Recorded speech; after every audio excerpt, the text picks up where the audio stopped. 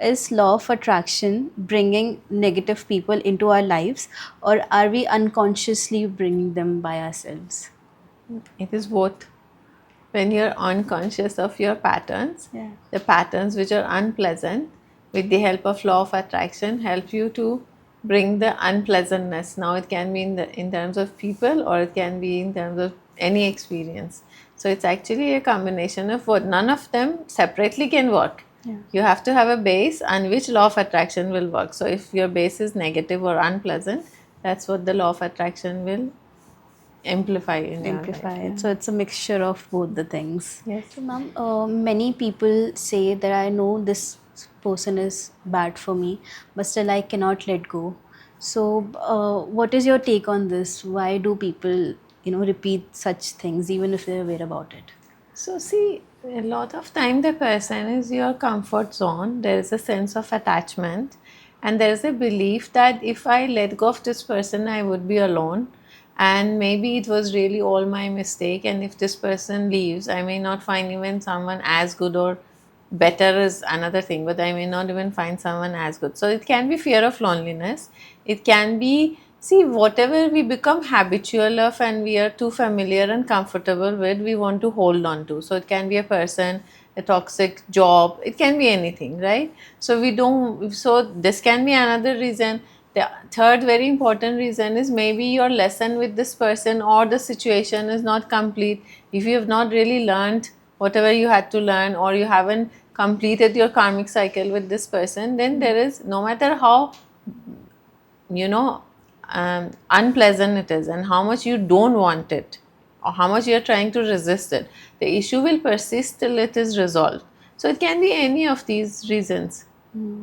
So, in your opinion, does positive affirmations affect a relationship, or does it help in attracting a certain type of relationship to you? See, positive affirmation is about trying to um, overwrite a certain belief, right? So, if your belief is about that, my partner is not nice, or this relationship is really bad, there is no solution, and you are now affirming that I am finding the resolution, both me and my partner are harmonious, like you're reprogramming yourself in this way, yes. But if the cause of the toxicity or the unpleasantness is something deeper, it is a belief or it's a karmic account, then you have to work more. Then affirmation alone won't really be that helpful.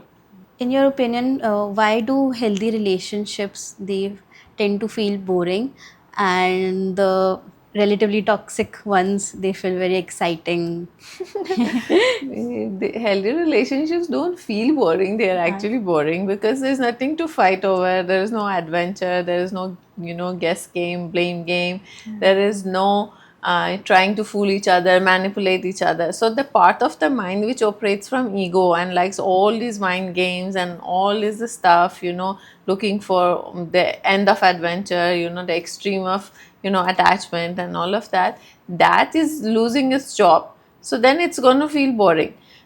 But the issue is, if we are bored in a relationship, how can we create positive structure? How can we create positive activities? How can we create positive excitement? A kind of adventure that actually suits the relationship instead of creating chaos. Let's say learning together, doing extreme sports together, going for adventure trips, or instead of playing mind games with each other, play games that requires your mind to advance its mental capacity. So if we learn to understand our boredom, because that's where the creativity and that's where the thriving of life starts. If you put a seed into the ground and it is supposed to stay there for 9 months, it's going to get bored because there's nothing to do under the ground. And slowly it will start to grow roots and then the branches, and then it comes out, and then there is shoots up and sunshine, and now whatever bear fruits and all. But those 9-10 months for this whole tree to come up this beautiful, valuable, colorful was a very boring period.